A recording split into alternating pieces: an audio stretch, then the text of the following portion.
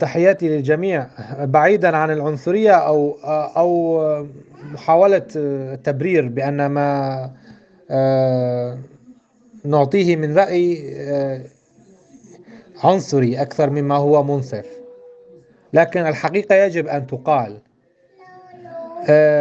حتى الأطعمة التي يتم صنعها يقولون أنها أطعمة تركية، خبز عربي، سمن عربي، مطبخ تركي، رغم أن المأكولات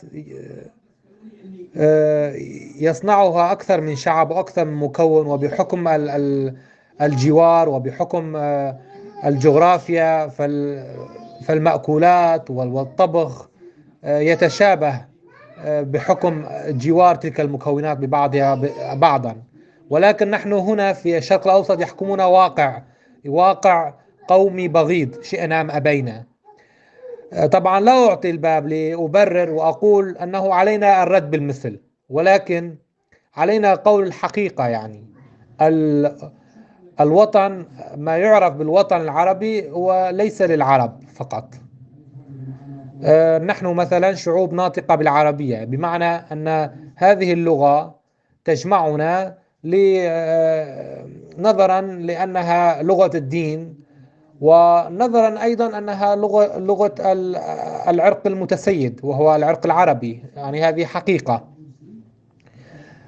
المغرب، تونس، الجزائر، وبعض الدول الأخرى التي لا أعرف بالضبط عدد الأمازيغ فيها، هي فيها أكثرية أمازيغية، ولكن بما أن الأمازيغ ليس لديهم دولة، ليس لديهم كيان قومي، أو ليس لديهم وجود معترف به مثلهم مثل الكرد، فأي إنجاز يقومون به فسيعرف رسميا أنه إنجاز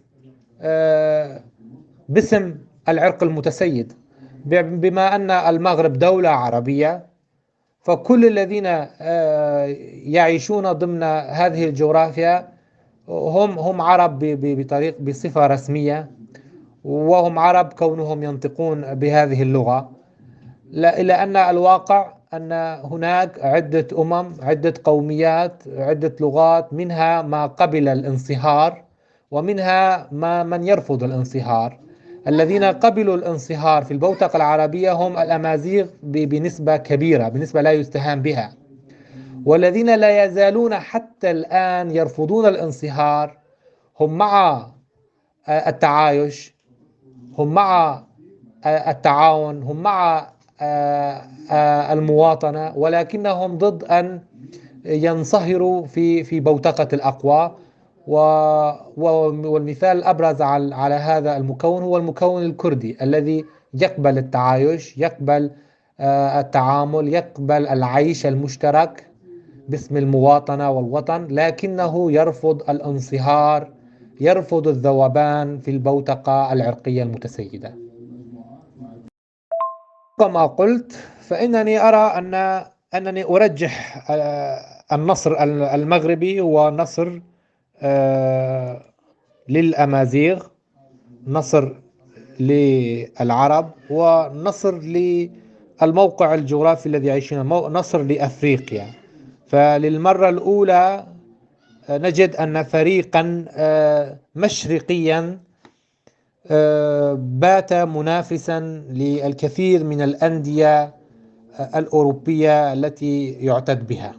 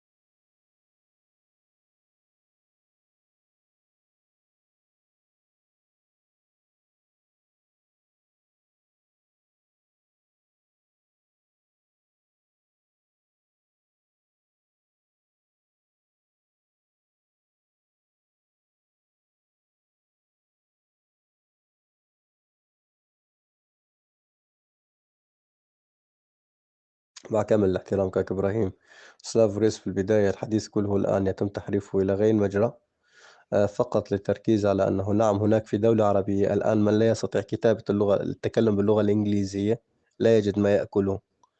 أول شيء خلينا نعترف بها الحقيقة، الإمارات إذا أنت ليس لديك الآن لغة إنجليزية لن تجد فرصة عمل. الآن أي جامعة محترمة أو أي كلية أو أكاديمية محترمة، نسبة ما ينشر على الفيس أو الوساطات العلمية الأكاديمية من أبحاث علمية باللغة الفرنسية لا تتعدى 2.5%. الآن هذا ليس نتاج أبوي، أنا أتكلم لك عن أبحاث منشورة. من لا يستطيع أن يتكلم اللغة الإنجليزية لن يواكب لغة العلم. هذا ما هو الآن موجود في العالم.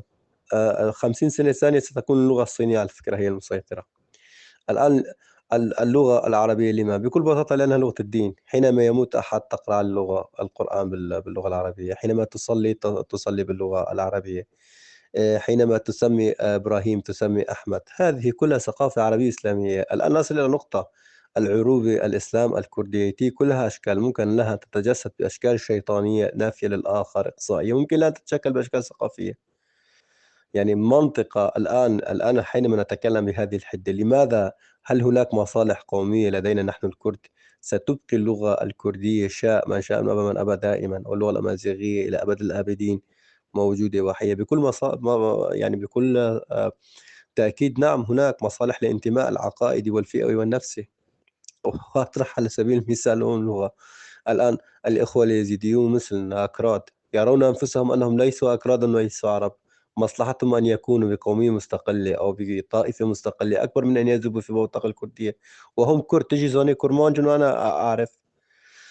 إذا لن نفوت دور على بعضنا. اللغة واللغات هي مصالح وصلاحيات، بقدر ما أنت تعطيها بقدر ما تحقق لك، بقدر ما بقدر ما هي تفيدك. مصالح الانتماء النفسي والفئوي والاجتماعي وكل هذه كلها مصالح محسوبة ولها قيمة. وتقول لي ما هذه القياسات؟ لماذا بوراك يتعلم اللغة التركية؟ لماذا كل التجار الأتراك يتعلمون اللغة التركية، اللغة العربية؟ لماذا كل الموالي الموجودين إندونيسي ماليزي كله يتمنى أن يتعلم اللغة العربية ويموت ويعشق إذا كان لديه انتماء للإسلام مباشرة بده يتعلم، حلمه الأول والأخير يتعلم اللغة العربية. فلنكن واقعيين يا أخي، أنت في محيط من 1400 سنة دين الإسلام يحكم. 1400 سنة.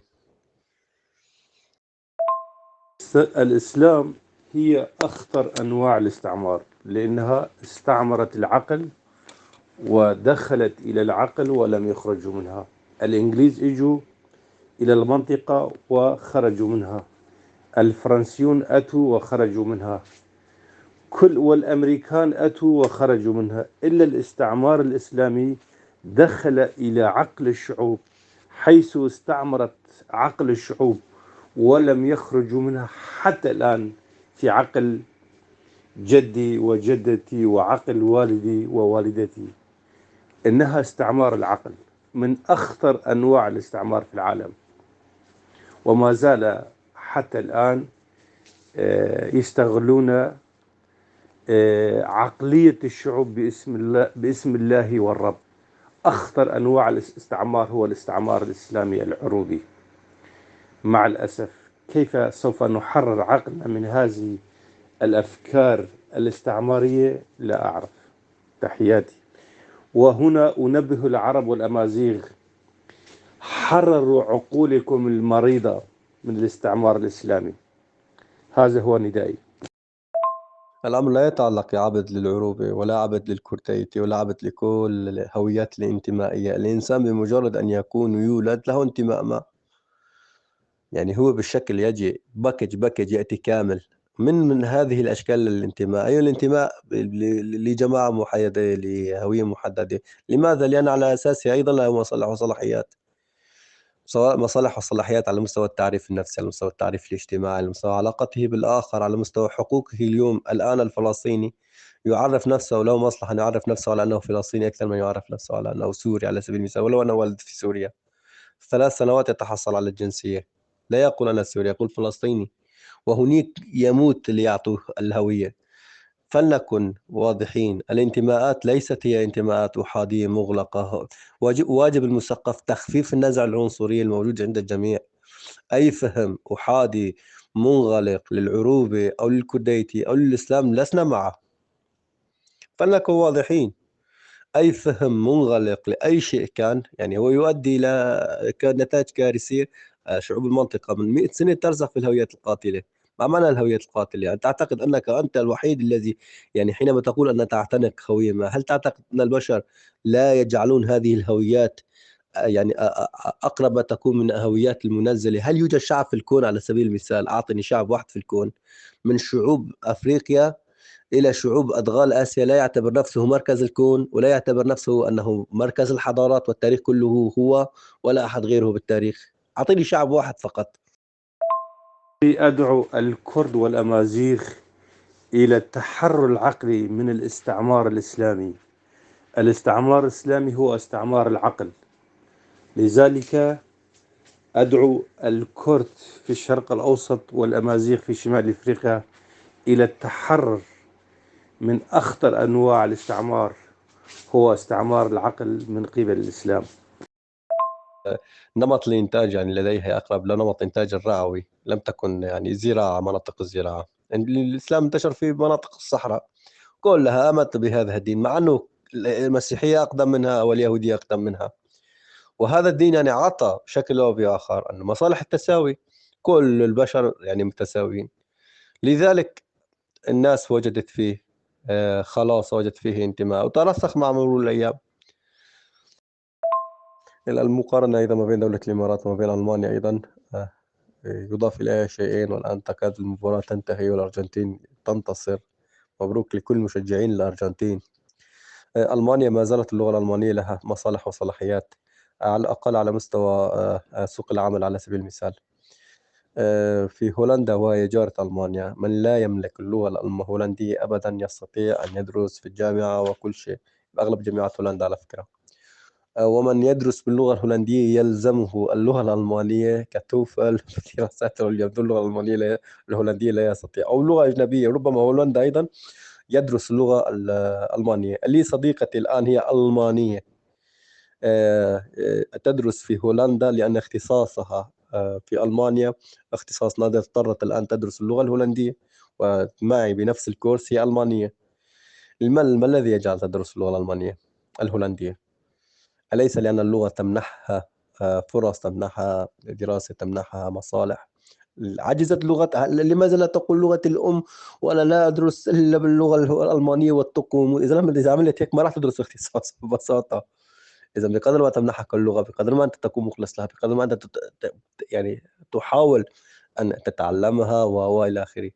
فما نكون صريحين، ما بالك بلغة هي مختزنة الجنة والنار والله والملائكة والشياطين كلها فيها، وكيف تدخل الجنة وإبليس وجبريل بأي لغة سيتكلم معك، إلا إذا كان هذا الواقع لا يعجبنا. طيب لماذا أجدادنا الأكراد اعتنقوا الدين الإسلامي؟ لما لم يكونوا هذاك الوقت عاقلين؟ لما الفرس اعتنقوا أيضا الدين الإسلامي؟ كك يا إبراهيم، أذكرك بموقف يعني في وقت ما كانت الدراما السورية تعاني أزماتها في فترة الحرب والحصار، وجدنا ما شاء الله أن نصف الممثلين السوريين طلع أصلهم كردي. لماذا؟ لأن باب أورفيل فتح لهم هولير لكي لا يزعل الغالي ككريبر يتكلم اليوم عن السند العربي هو نسي الزيت الكردي وعندنا الهافير يعني مشهورين فيه أيضا، أسماء منتجات ينسب لها يرغمها بأسماء قومية. يعني منتج الآن كل العالم، كل موجود في الشرق الأوسط يعرف الدو والداو بالسوراني الدوي غانم. إذا كان أخ من أربيلي يخبركم ما معنى الدوي غانم. كل العراق يأتي ليشرب العيران يعني داو بالكرمانجي.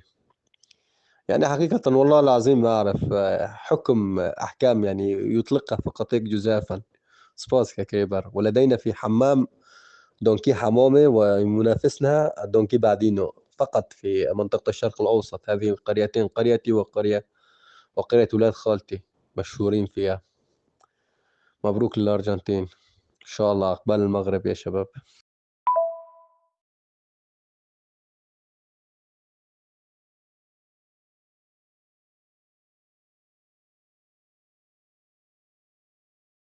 يعني الآن هو الفهم الأحادي يعني الذي لا يستند إلى منهج نراه بوضوح بهذا الطرح، مع أن الانتماء مصالح لا تعني فقط المصالح المادية، مصالح تعني مصالح النفسية بما فيها مصالح الانتماء أيضا مصالح.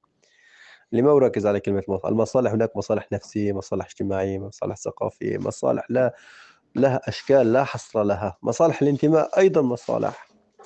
لما أركز عليها على كلمة المصالح؟ لأنها هي الشيء الوحيد الذي لا يختلف عليه بشري. أنت حينما تقوم بشيء تقوم به لمصلحة، وهذه المصلحة تتجسد بشكل حركي احتواء احتمال نسبي، وهي تتغير بتغير الظروف والأزمنة. الآن مصالح الجدار ما سور في مدينة قديمة ومصالح دفاعية، نفس هذا السور الآن تغيرت، ولكن بقيت المصالح، أصبحت مصالح سياحية يأتوا الناس ليزوروها، تتغير بتغير الأزمة وتغير الظروف. هذا ما الذي أقصده.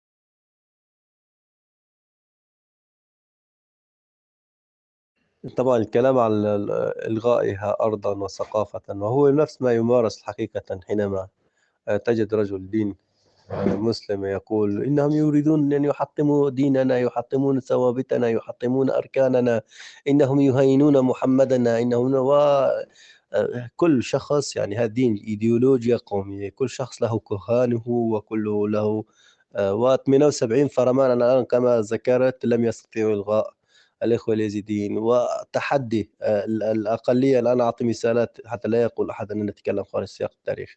ضمن الطائفة العلوية هناك الأخوة المرشدية، وهم طائفة ضمن الطائفة العلوية.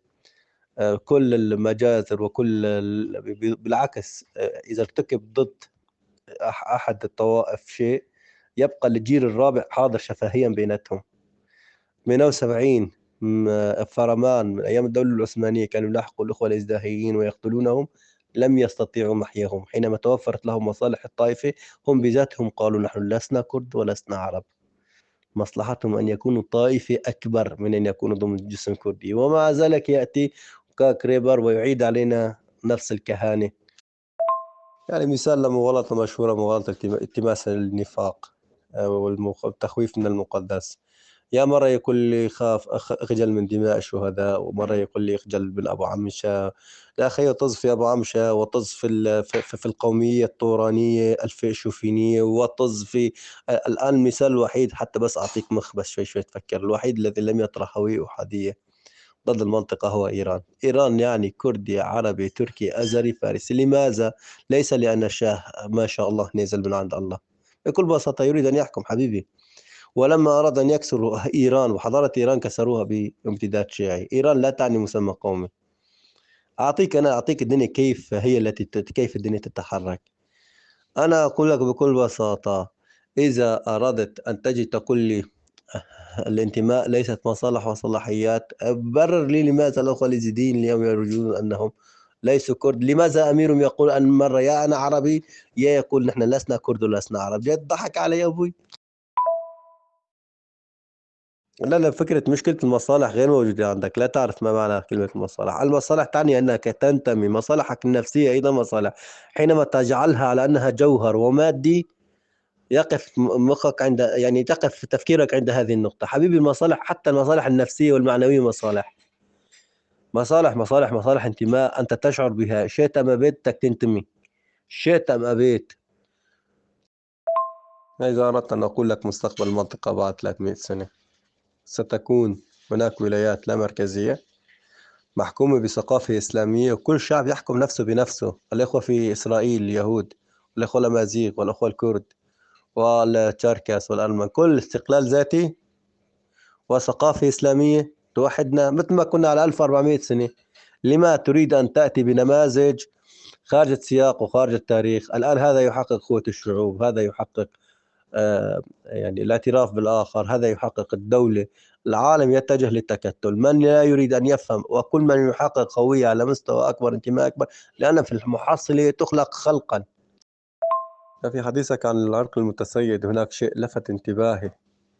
الأتراك حينما حكموا الأمة الإسلامية، كحالنا نحن كمان أيضا الكرد حكمناه، من كان المتسيد؟ الأتراك كانوا متسيدين أم العرب؟ وإذا كان الأتراك هم المتسيدون، لما هم تعلموا اللغة العربية لم يفرضوا اللغة التركية على الشعوب التي حكموها؟ في تلك الفترة تعرف من الذي كان يتمنى، الذي كان يريد أن يتعلم التركية هو من يريد أن يذهب إلى وظيفة إلى مكان يصعد السلم الاجتماعي. كما حال مسألة الفتوحات على سبيل المثال، لماذا كل العاجم هم أصبحوا ما شاء الله هم رجال الدين؟ العرب انشغلوا بالفتوحات، كان لديهم هو يذهب إلى الحرب ولديه قطاعاته، لديه أراضيه التي السلطان يقوم باقتطاعه إلى. أما الذي سيفعله الأعاجم سيصبحون سادة رجال الدين. البخاري، الترمذي، مسلم، لماذا لا أحد منهم عربي؟ ما شاء الله فرد مرة هبطت الدين والوعظ والإرشاد هبط فقط على الأعاجم. هذا على سبيل المثال. الأمر يتعلق بمصالح نفسية واقتصادية واجتماعية، من لا يستطيع أن يستوعبها يصطفل.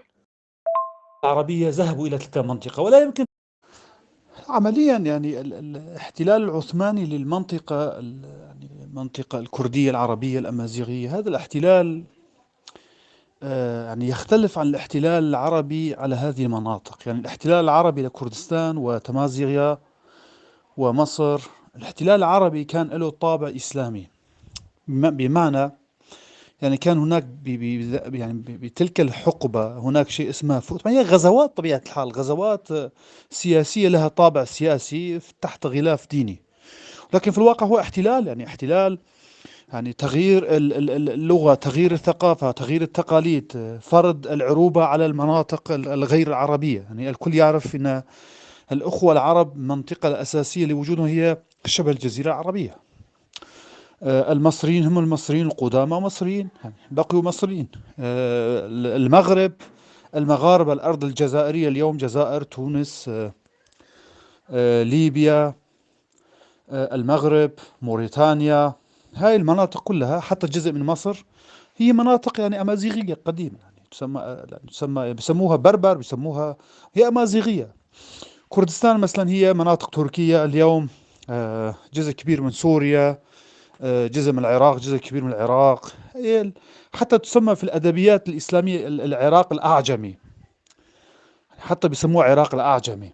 فبالتالي يعني وجود هاي الحضارات قبل الحضارة الإسلامية ودخول للإسلام ربما فرضت بعد يعني الأخوة، يعني الاحتلال العربي فرض ثقافة عربية بجانب الثقافة الإسلامية.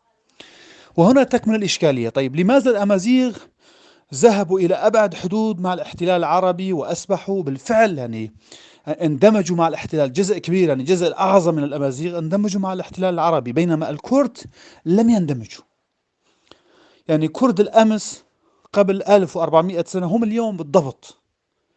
هناك مجموعة شريحة تعربت، شريحة تأتركت يعني مع الغزوات التركية على المنطقة، لكن الجموع الأعظم، العقل الجمع الكردي كردي، لا زال يعرف الوجود العربي في المنطقة الكردية هو وجود احتلال، وهذه حقيقة تاريخية.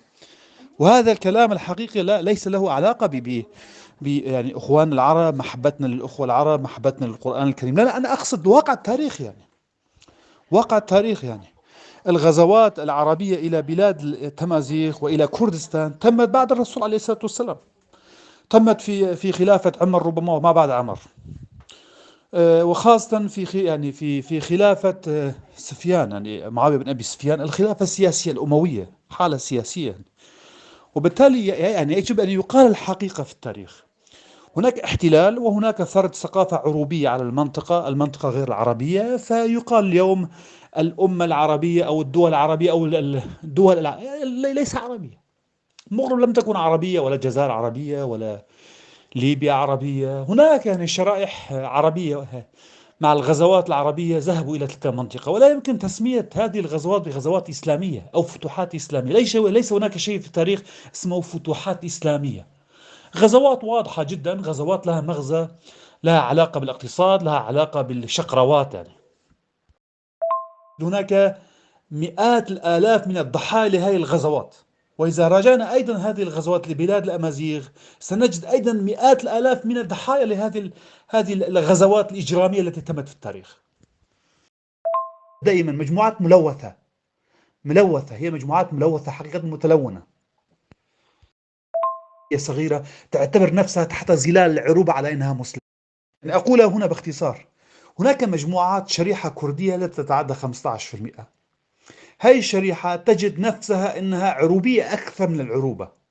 هاي الشريحة هي حقا هي شرذمة، يعني حتى الشارع الكردي ينبذهم حقيقة. وهي الشريحة نفسها اليوم في أمازيغ، من الأمازيغ عروبين أكثر من العرب عروبين نفسهم. وهي أيضا شرذمة ليس لهم شخصية مستقلة عن الشعب العربي. يعني ربنا سبحانه وتعالى حينما قال خلقناكم شعوبا وقبائل لتتعارفوا، والهدف هنا هو إننا شعوب وقبائل، نحن شعوب مختلفة ولكن مسلمين، يجمعنا الإسلام، ولكن لسنا عبد. ليس هنا الشعب الفلاني ليس عبدا للشعب الفلاني حتى يكون مسلم، مثل ما بعض الأمازيغ، أخوة الأمازيغ أو شريحة كردية صغيرة تعتبر نفسها تحت ظلال العروبة على أنها مسلمين. أعتقد مفهوم كلام، وإن كان هيك بشكل مباشر وأنا أعرف هيك طج، بس هذا مفيد هذا الكلام، وبهذا الشكل ضروري جدا في عام 2022. بأنه هذا الفعل أخلاقي لا غير أخلاقي. محاكمة التاريخ بأثر رجعي تقول لي احتلال.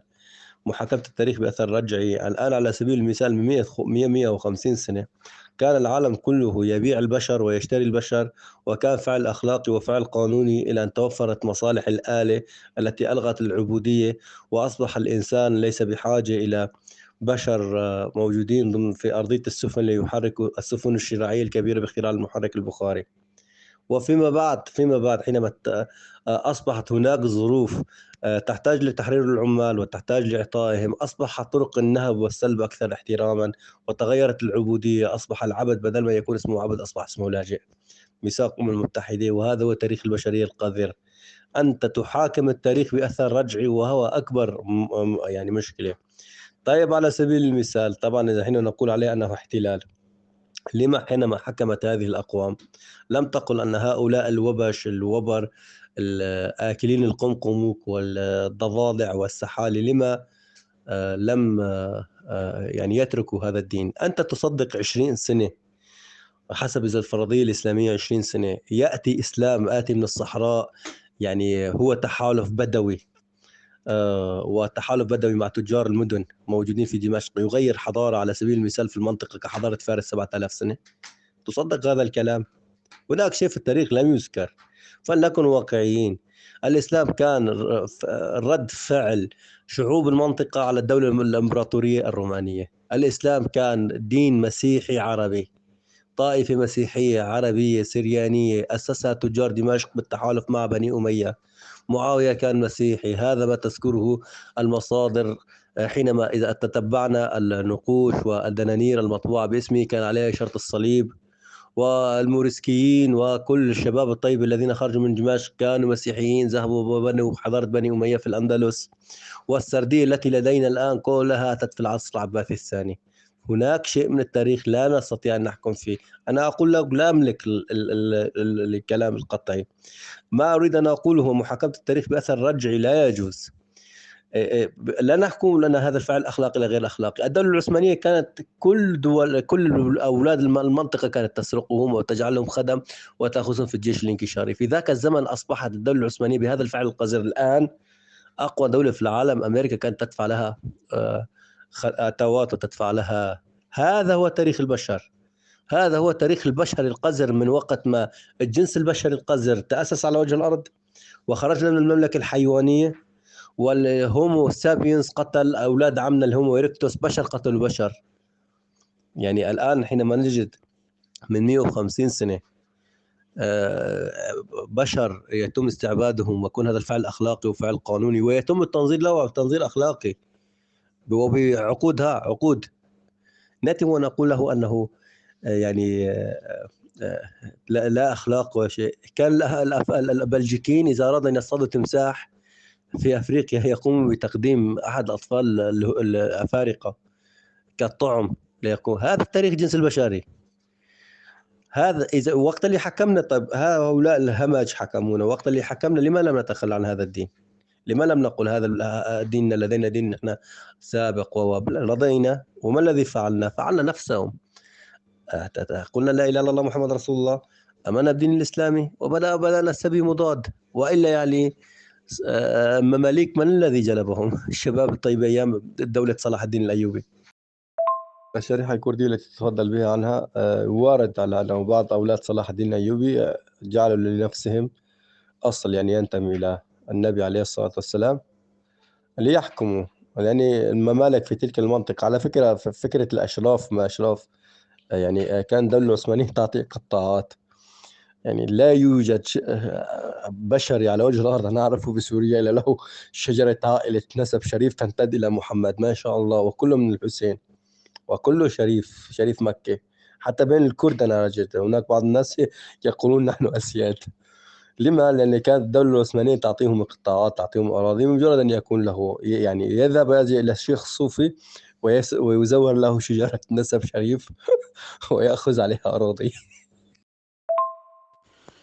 يعني معظم الدول تسمى الدول العربية، أنا لا أقصد هنا شبه الجزيرة العربية التي هي بلاد العرب، يعني هذا حقيقة تاريخية. أقصد البلدان الأخرى خارج الإطار الإقليم العربي اللي هو شبه الجزيرة العربية. أنا أعتقد أن مركز الوجود العربي هي المملكة العربية السعودية والدول العربية الأخرى المحيطة بها، وأيضا يمكن أن تكون الأردن جزء منها أيضا، وجزء من العراق، هي حقيقة تاريخية.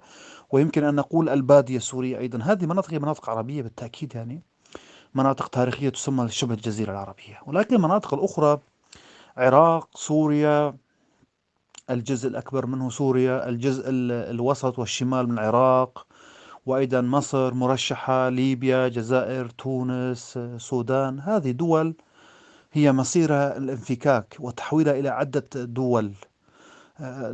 ليش؟ لأن بطبيعة الحال هاي دول يعني بدأت تكوينة هاي الدول قبل تشكيل الحدود دول يعني كانت شعوبها غير عربية، فرض عليه العروبة باسم الإسلام، ثم مع النهضة القومية في الدول العالم وثم الشرق الأوسط ثم شمال أفريقيا، بدأت هذه الدول أو هذه الشعوب الموجودة في هذه الدول يعني توقظ من وهم أنها عربية. بالفعل اليوم أنا أرى أنه تطور الحالة في المغرب، في الجزائر، في ليبيا، في مصر، في العراق، في سوريا، كل هذه دول، في السودان بدأت تفك. يعني العراق بدأت الفك الحقيقي في العراق والسودان. السودان أصبحت دولتين، وهناك 4 أقاليم أخرى مرشحة خلال السنوات ال10 القادمة أن تنفك السودان، تبقى ربما فيها دويلة صغيرة للوجود العربي، القبائل العربية القديمة فيها.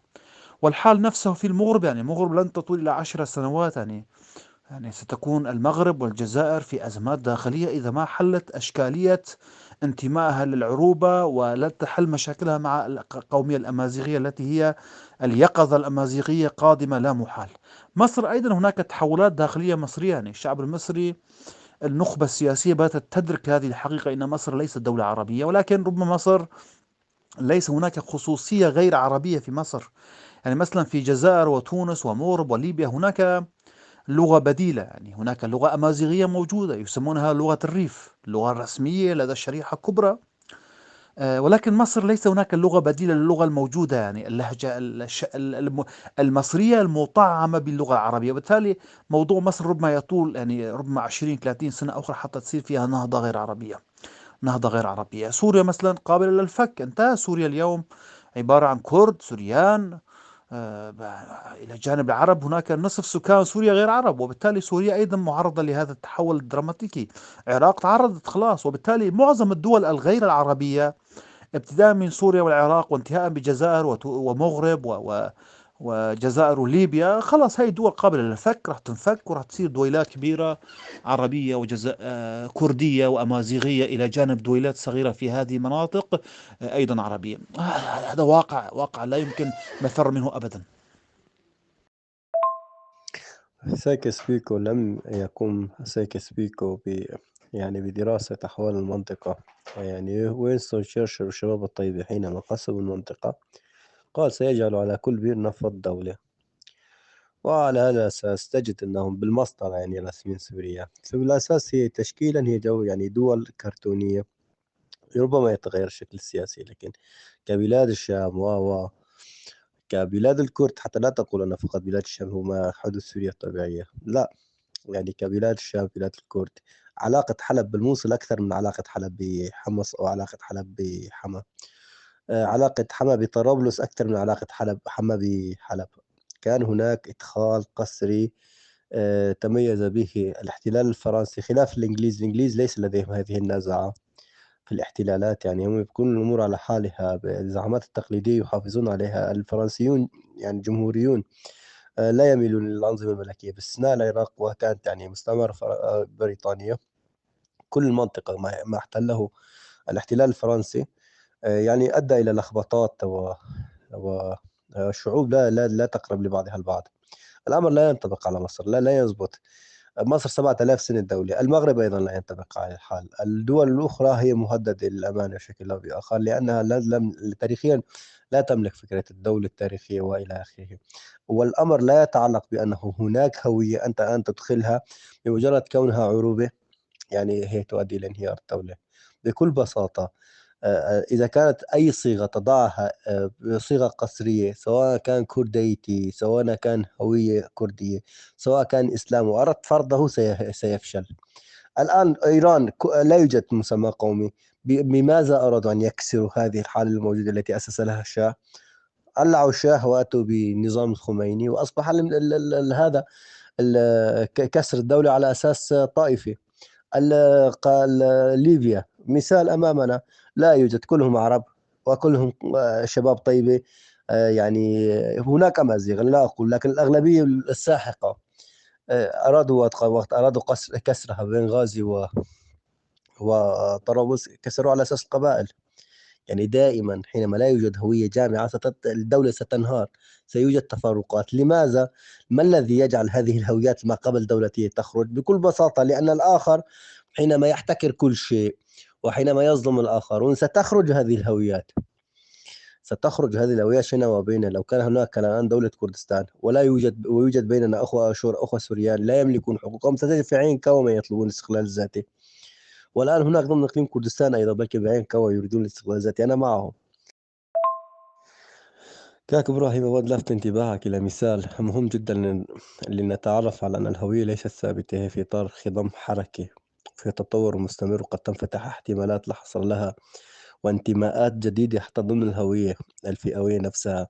المثال الواضح والأبرز والساطع هم الجنبلاط الكرد الأصليين الذين كانوا فترة من فترات أمراء يحكمون منطقة كلس بما فيه شاي كورمينج، جبل الأكراد الذي هو عفرين وامتدادها في الطرف الآخر من الآن ما هو الحدود خط الحدود التركي، وإلى مناطقنا حتى جبل سمعان.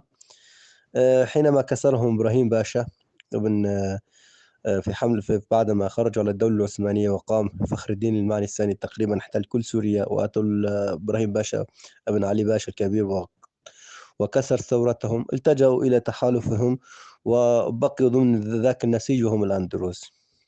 وأيضا العائلات التي الآن تسكن في دمشق قلت من أصل الأيوبي، بيت الأيوبي، بيت بوزو، وبيت زازا وإلى آخرهم، كلهم اندمجوا في المجتمعات التي هم فيها. ولو الآن أعيدت نفس حركة التاريخ لما وجدت هذا الاندماج بكل بساطة، لأن في تلك المرحلة كانت الظروف غير والأمور غير. أنا لا أقول لك أن نفعل مثلهم، أنا أقول لك سير حركة التاريخ كيف هي. وما دام أن هناك دول لم تستطيع أن تنجز مرحلة الدولة، سيبقى هناك شعور قومي متقد، وسيبقى هناك مطالبة بوطن للكرد وإلى آخره. أنا أتكلم عن سير حركة التاريخ، سير حركة مجتمعات بغض النظر عن ما هو رأيي وما هو رأيك. لا أحكم، هذا هو سير حركة التاريخ. ما أتمناه من كل قلبي أن ننجز دول ويكون لها هويات. يعني هلا فكرة أنه لما نستجلب مشاريع موجودة من الخارج؟ إسلام يحكمنا جميعا وهو الذي 1400 سنة كان سائد. هوية جامعة، وككون اللغة الإسلام هي اللغة العربية ونحن رضيناها، فلتكن هي لغة الدين ولغة الثقافة، ونتكلم بلغاتنا. إذا طبعا بكرماجي جدا كانوا نتكلم بالسرياني، نتكلم بالعبري، ونتكلم بالأمازيغي، ما المانع؟ نتكلم بكل اللغات ضمن جسم كامل لا مركزي. هذا هو الذي سيكون على المنطقة على فكرة بعد 300 سنة، إذا أحفادنا ما انقرضوا. وحينما أقول إسلام لا أقصد فيه الإسلام العرعوري الداعشي، لا، هناك إسلام آخر، إسلام معتدل، إسلام محترم، إسلام يقدس العقل، إسلام فليكن خير الإسلام المعتزلة. والله ما في أحسن من الاعتزال. إسلام يحرض على الفكر، يحرض على الإبداع، يحرض على الجمال. وأنت عندما درست شريعة أيضا تعرف أنه الإسلام ليس فقط هو إسلام الظاهر أو إسلام النص، هناك إسلامات لا حصر لها. متى ما تحررنا من أن هناك جوهر لشيء سيبقى المطب طول العمر موجود. أنا أختصر عليكم المسافة 300 سنة وأعرف لا أحد سيسمع كلامي. الآن هل يوجد في هذا الزمن مثال عن دين أو عن معتقد إسلامي موجود يتصف بالحد الخيول الأدنى من الاحترام والاعتدال والانفتاح على الآخر ونبذ التطرف، ولا تجد فيه شخص واحد يعني يفكر بتطرف؟ نعم موجود، سلطنة عمان والمذهب الإباضي الذي يسودها. فلنخلق إسلاماتنا يا أخوي، ما قلنا أنها هويات خلق، تستطيع أن تنتقي منها وأن تشكل منها ما تشاء. صفر مشاكل، لا يوجد تطرف. الشيعي يصلي جنب السني، جنب الإباضي، ولا أحد يقول لأحد شو دينك.